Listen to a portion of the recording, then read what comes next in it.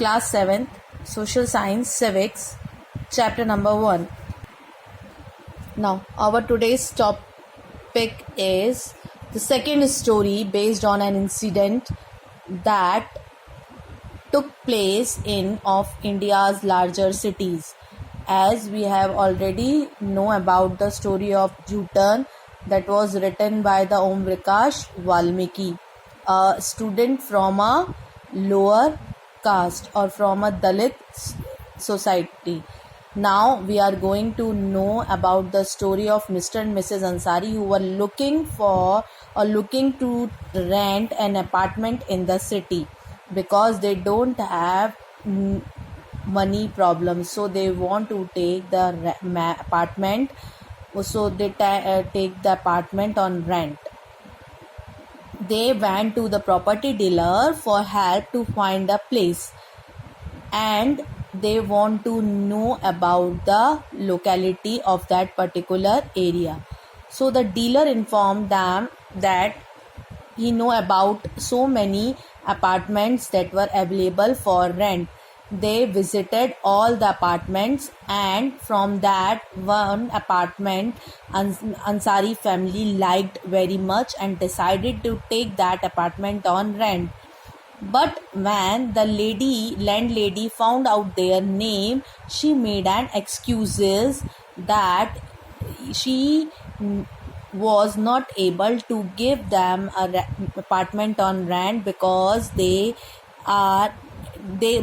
ate meat, and in this building and in that particular building nobody have eat non-vegetarian foods, so nobody allow non-vegetarian to resident there. Both the Ansaris and the property dealer were surprised to hear this type of excuses from the landlady because they could smell the fish being cooked in the neighbor house. So after hearing that excuse from the landlady, they went to the another apartment or the third apartment, and they might want to change their name because the property dealer suggests them to change their name and to become a Mr. and Mrs. Kumar instead of Mr. and Mrs. Ansaris. The Ansaris were reluctant to do this and decided to look some more. And in end, they took a whole month looking apartment.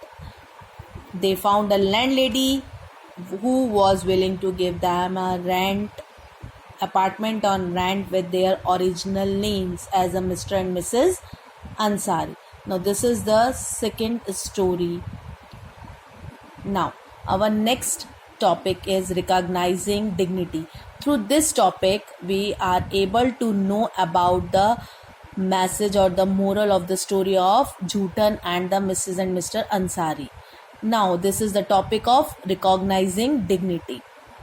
As we have already seen that Valmiki and Ansari were treating very unequally by the society due to the differences or due to the basis of differences between the caste, religion. Now, there is a question: when persons are treated unequally, their dignity is violated. Now, first of all, we are going to discuss about the word dignity. Now, the word dignity means the state or the quality of being worthy of respect and honor. Means the state or the quality when everyone wants the respect or honor. Okay, that is dignity. So the dignity of both Valmiki and the Ansari was violated. As I have already told you that Valmiki, the Dalit student of the school, he was not allowed to read or write like the other students. All the time he was sweeping the playground of the school. Okay, and Ansari, Mr. and Mrs. Ansari, due to their caste or the religion, they were not allowed by the landlady to take the apartment on rent. So here we see that their dignity is violated, means their respect and honor was violated by the society on the basis of their caste. In the first, on the basis of caste, means in the case of Valmiki, there was a caste difference, and in the case of Mr. and Mrs. Ansari there was a case of religion. Due to their caste and the religion, were both were violated by the society, means their dignity is violated, because Valmiki always making all the teachers of the school always make him sweep the school because of his caste, and his schoolmates and teachers hurt or treat him very badly and always hurt his dignity. And in the case of the Ansaris was dignity was also hurt, because people refused to give them apartment on rent due to their religion. Here both of the characters of the story dignity or self-respect was violated by the society. So it was their dignity or self-respect made them refuse this suggestion.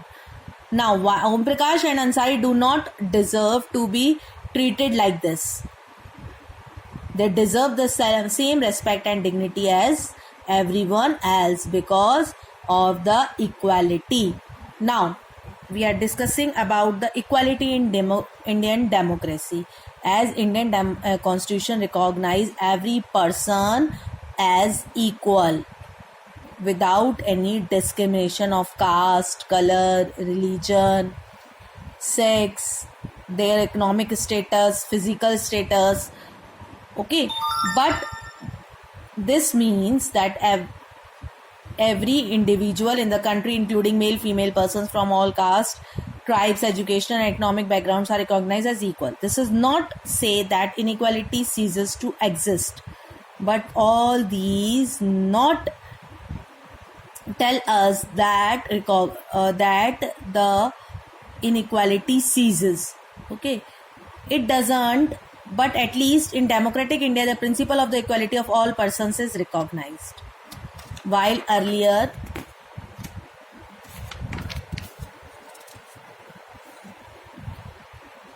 no laws existed to protect from discrimination or ill treatment, and in earlier days no law existed to protect the people from this type of discrimination or the ill treatment given by the society. Nowadays Indian constitution make provisions for the equality, and this shows the first, every person is equal before the law. Second, no person can be discriminated against on the basis of their religion, race, caste, place, birth, or even they are male or female.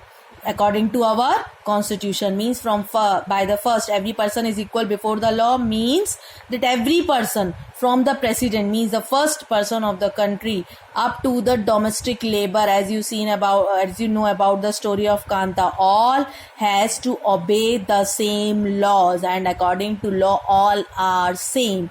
So this means every person is equal before the law. And second, no person can be discriminated against on the basis of their caste, religion, like this.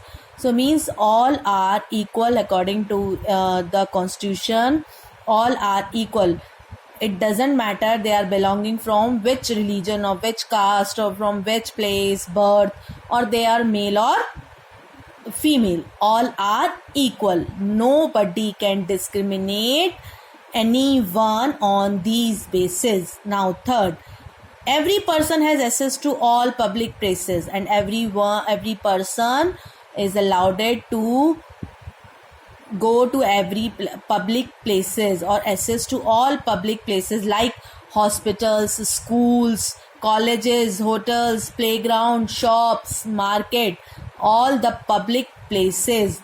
All the person can use publicly available wells, roads, bathing ghats, etc. Nobody discriminated from the public places on the basis of any type of discrimination. Now the fourth one, untouchability has been also abolished from India according to our constitution. Nobody can be treated as untouchable in India nowadays. Okay, nobody. Everyone is equal in India. This is called equality.